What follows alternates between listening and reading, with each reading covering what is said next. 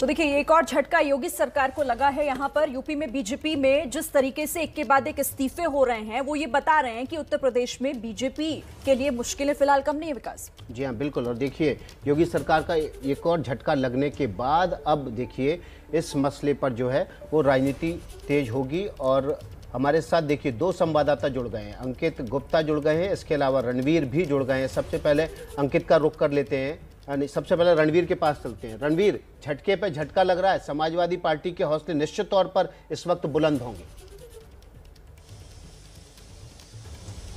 देखिए, ये बहुत प्लान्ड है और समाजवादी पार्टी ने ये पहले से प्लान करके रखा हुआ था कि किसको किसको जाना है, क्योंकि अंदर खाने से खबरें थी कि स्वामी प्रसाद मौर्य जी जा सकते हैं, दारा सिंह चौहान जा सकते हैं, एक आध मंत्री और हैं जिनका नाम चल रहा है। तो ये पहले से पता था। और स्वामी प्रसाद मौर्य के जितने भी करीबी विधायक हैं वो इस्तीफा दे रहे हैं। और इस्तीफे का एक ट्रेंड देखिए, इसको समझिए। सबकी चिट्ठियों में जो जिक्र है वो पिछड़ों का है, दलितों का है, शोषितों का है, अल्पसंख्यकों का है। ये जो ट्रेंड बताने की कोशिश है, समाजवादी पार्टी की स्ट्रेटजी है कि भारतीय जनता पार्टी जो 80 बनाम 20 की लड़ाई की बात कर रही है, उसके बदले में जो मंडल और कमंडल में समाजवादी पार्टी अपना मंडल चलाना चाहती है, यानी ओबीसी वोटों को साथ लाना चाहती है। जितने भी छोटे दल हैं वो सब ओबीसी जो जातियां हैं उनको केटर करते हैं और उन सभी दलों का गठजोड़ बना करके अब ओबीसी जाति के जितने विधायक और मंत्री हैं उनका इस्तीफा लगातार समाजवादी पार्टी दिला रही है। और ये बताने की कोशिश कर रही है कि बीजेपी के शासन में सवर्णों का ही उद्धार हुआ है, ओबीसी का नहीं हुआ है। और उसी ओबीसी वोट को केटर करके समाजवादी पार्टी यूपी की लड़ाई में आना चाहती है। जाहिर तौर पर, क्योंकि जो इस्तीफे का पत्र है वो जो एक फॉर्मेट उसमें दिखाई दे रहा है, वो तो यही कह रहा है कि सभी की लाइन एक है और सभी एक ही कारण बता रहे हैं उसमें। अंकित का हम रुख कर लेते हैं। अंकित, दिल्ली में बैठक चल रही है, टिकट्स फाइनल हो जाएंगे, इस बात को लेकर मंथन हो रहा है, लेकिन जो कुछ उत्तर प्रदेश में हो रहा है, इस्तीफे लगातार, उसका असर भी तो होगा इस बैठक में।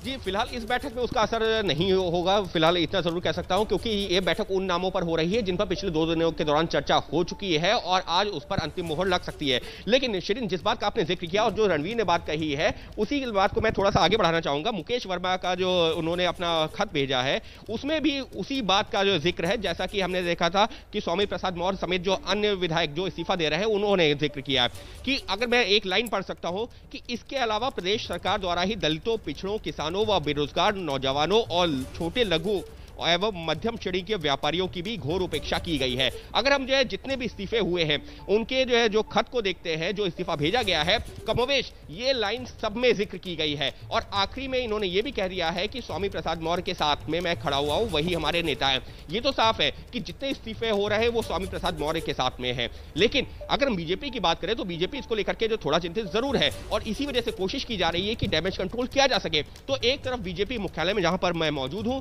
यहां पर वो केंद्रीय चुनाव समिति की बैठक चल रही है जिनमें जो उन नामों पर चर्चा हो रही है जिन पर पिछले 2 दिनों के दौरान चर्चा हुई थी और उम्मीद की जा रही है कि उस पर जो है आज अंतिम मोहर लग जाएगी और अगले 1-2 दिनों के दौरान या संभवतः आज देर रात में या अगले 1-2 दिनों के दौरान उन नामों का ऐलान कर दिया जाएगा। लेकिन निश्चित तौर पर जिस तरीके से एक के बाद एक इस्तीफे हो रहे हैं, उसने बीजेपी की मुश्किलें जरूर कुछ हद तक बढ़ा दी हैं, क्योंकि चुनावों के ठीक पहले इस तरीके के इस्तीफे होना एक ये संकेत दिलवाने की भी कोशिश है कि बीजेपी में सब कुछ ठीक नहीं है। और जिस बात का जिक्र रणवीर ने किया ना कि समाजवादी पार्टी ने इसकी तैयारी पहले से कर ली थी और अब उसी पर जो है अमल करते हुए ये इस्तीफे हो रहे हैं।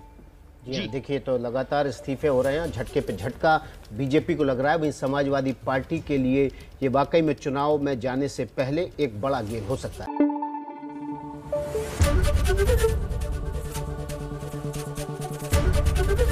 एबीपी न्यूज आपको रखे आगे।